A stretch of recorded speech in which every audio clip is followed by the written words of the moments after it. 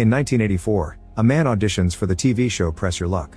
He loves the show so much that he's been on a 3-day trek from Ohio to make it to California, and he's even brought a souvenir plate with the show mascot as a gift for the producer Bill. Usually he works in air conditioning repair, and in summer he drives an ice cream truck. The audition is interrupted when assistant Sylvia reveals this man has given them a fake name. It turns out he took the place of another contestant who was late for his appointment. His real name is Michael, and he's immediately kicked out. Bill laments the loss since he liked Michael, but casting director Chuck says he can't cast a creep. At that moment they hear a weird noise and Bill looks out the window to discover that Michael drove all the way there on his ice cream truck, which now won't start. Bill is impressed by Michael's determination, so he tells him to clean up and come back the next morning for the show. Afterward, Michael goes to a thrift store to get a nice jacket. He secretly rips off one of the buttons and convinces the cashier to give him a discount for the damaged product. Later he just sews the button back on. The next morning, Sylvia gives Michael and the other contestants a tour of the studio. They look around the fictional sets before making it to the game show area. Michael tries to take a closer look behind the scenes, but Sylvia immediately drags him away. Then the contestants are left in a room so they can watch the show while waiting for their turn. Eventually Sylvia picks Michael and 2 more players from the room and brings them backstage, where they meet the host Peter and the mascot. The 3 contestants are taken to their seats and the recording continues with a big cheer from the audience. Peter talks to each player and cracks some jokes. Ed is the winner from the previous day and Janie is new. Michael gets nervous but still manages to talk about his humble job and his family watching at home. Then Peter reminds everyone of the rules. He asks a question, and the first player to hit the button gets to answer.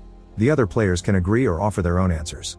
Getting it right gives them 3 spins, agreeing with the correct answer gives them 1 spin, and wrong answers get them nothing.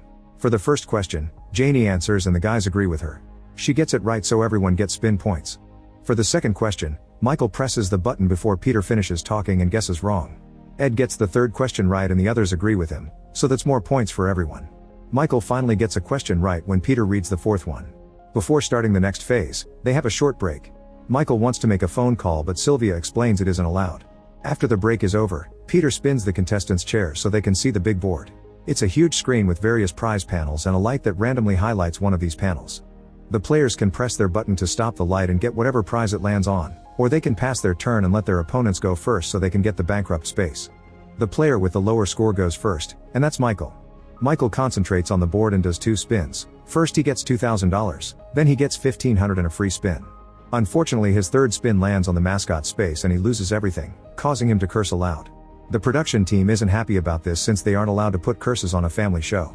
They check the tape and confirm it's not something they can edit out, so they decide to re-record the reaction moment. Bill is getting nervous because if Michael misbehaves too much, they'll blame him for inviting him. Michael gets scolded and he immediately apologizes. Ed and Janie play next and they make $4,000 while Michael uses the chance to study the light patterns on the board. Then it's time for another break and Sylvia guides the contestants to the bathroom. A desperate Michael tells her that today it's his daughter's birthday and convinces her to let him make a call. Unfortunately nobody answers and Michael starts cursing again. When the break is over, the players go back to play the rest of their spins. Michael goes first since he's still in last place and this round he presses the button with good timing every time, which earns him $13,000 and an extra spin. The production team gets excited and Bill is proud of his decision. Michael refuses to pass and keeps on playing, always landing on spaces that give him extra spins. Peter advises him to take a break since he could lose everything, but Michael is too excited to stop. He keeps on playing over and over and reaches $28,000, which is a new record in the show. The crowd cheers for the new hero, but the production team goes from excited to suspicious. Bill gets so worried that he orders a commercial break and calls Peter to his office. 2 makeup artists come to take care of the contestants and Michael tries to get them to come on a double date with him and Ed to celebrate, but they turn him down. In the office, the production team tells Peter that something is wrong with Michael. They want Peter to scare him by mentioning the statistical probabilities of losing. When the break ends and shooting continues, Peter starts the segment by telling Michael about all the times that he's seen lucky streaks go wrong because a player was overconfident. He even makes some jokes to indirectly call Michael dumb. However, no matter how many warnings Peter gives him, Michael wants to keep spinning anyway. Getting more nervous, Bill calls Chuck and asks him to investigate who Michael really is, since he's afraid they may have been tricked. While the show continues, Chuck searches for Michael's application, which is empty except for a phone. He immediately dials it and discovers it's the show's number. Then he watches the audition tape and remembers the ice cream truck. Chuck searches for the vehicle in the parking lot and when he looks through the window, he sees a collection of IDs, license plates, and videotapes. At first he can't find a way in but a security guard lends him a crowbar. In the studio, Michael has made over $40,000. The production team is starting to freak out and they consider stopping the game, but they can't do so without proof of cheating. Peter calls for another break after Michael surpasses $50,000.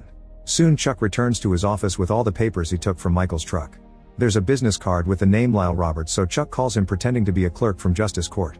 He asks about the restraining order against Michael he's found, and Lyle mentions that Michael used to run a pyramid scheme scam. When Chuck tries to ask for more details, Lyle realizes this isn't a real court employee, so Chuck hangs up. Next, Chuck checks the tapes. At first they appear to be home movies of Chuck's family, but soon he discovers that those clips have been overridden with recordings of old episodes of the show. After noticing what specific parts of the show were recorded, Chuck returns to the studio and watches how Michael keeps winning money.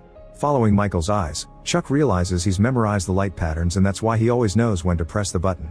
Afterward, Chuck joins the production team and asks them to rewind to the last 3 spins. He points at the way Chuck's eyes move and how he celebrates early. A horrified Bill reveals that the light isn't random, it only has 5 patterns. If someone watches the show enough times, the patterns wouldn't be hard to memorize. Bill admits that Chuck had been right, Michael is indeed a creep. During the next break, Sylvia hands out branded t-shirts to the other contestants as an apology. They won't get a chance to play because of Michael's overlong streak. Since Sylvia is busy, Michael uses the chance to sneak around and discovers that the makeup artist doesn't mind being flirted with if Peter does it. Since nobody is guarding the phone, Michael calls his family and his wife picks up. She isn't happy to hear from him since he's an absent father, but she allows him to talk to his daughter anyway so he can wish her a happy birthday. He's forced to hang up when the bell rings to announce that the break is over. Michael turns around and discovers that the mascot has been watching him. Meanwhile, the production team argues over what to do. Memorizing can't be classified as cheating, so they need to stop Michael with another strategy. The discussion is interrupted by a call from Peter, who reminds them of the home player spin rule. This gives the team an idea to make Michael fail. Afterward, Peter records a special segment. He explains to the public that for the first time in the show's history the episode has gone longer than their allotted time, so they may be there until night falls. So far Michael has won almost $70,000 and he still has spins to go. He goes again and makes some more money before Peter announces it's time for the home player spin. This means that Michael will be paired with a random audience member, who will get the same amount of money that the light chooses next. The lucky person's name is on a card on Michael's desk, so he opens it and is horrified to read Lyle's name. Michael is now extremely anxious, yet he still manages to concentrate and press the button at the right moment. This gets him a trip to a 5-star luxury resort in Hawaii. Peter announces that Lyle will get the same prize. At that moment, a spotlight is moved to make it shine right on Michael's face, blinding him for a few seconds. He complains about it and Janie joins him, so another break is announced. Meanwhile, the network CEO arrives at the studio to confront the production team. He's angry that the game was only programmed with 5 patterns and wants to know who let Michael in. Bill lies, saying Chuck did it. In the studio, Janie argues with Sylvia, since she thinks that the show is giving Michael special treatment. When Janie mentions the phone call, Sylvia drags her away.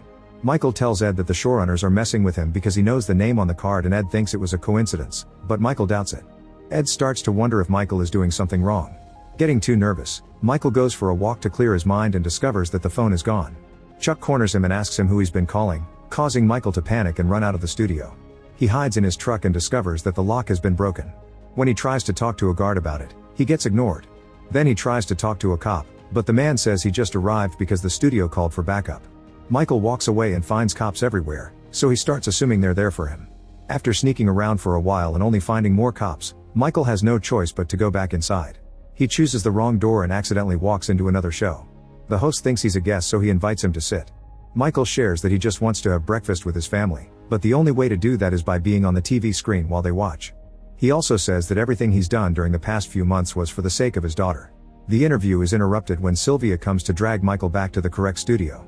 In the meantime, Chuck goes to see the team and is devastated to learn that Bill has blamed him for everything. An argument is about to start, but an operator interrupts them to point out that the crowd absolutely loves Michael, seeing him as a national hero. If they play their cards right, they could use this as a publicity stunt. The CEO likes the idea, and they agree they'll air this episode by promoting the luckiest man in America.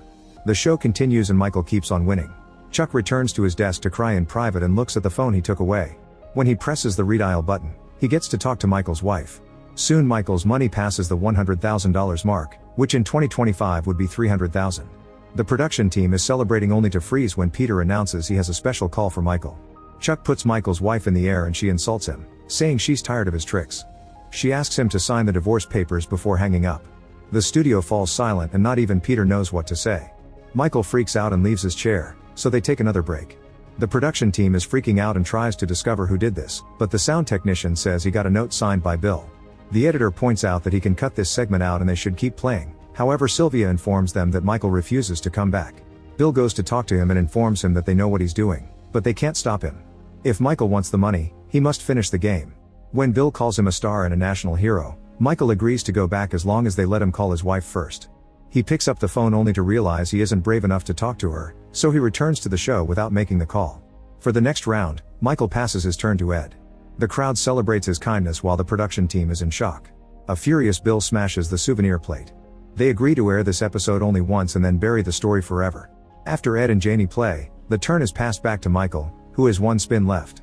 He chooses to stop the button with his eyes closed. 2 weeks later, Michael's family is watching the show. Lal gets angry and turns the TV off before taking the girl to school. Michael's wife turns it on again and discovers that Michael won everything. On the screen, Peter asks him what he'll do with the money and Michael answers that he doesn't know. This is based on a true story. After Michael's episode, the network added 27 patterns to the board and set a $75,000 limit for contestants' winnings. Make sure to subscribe and turn on notifications so you can watch more videos like this. Thanks for watching.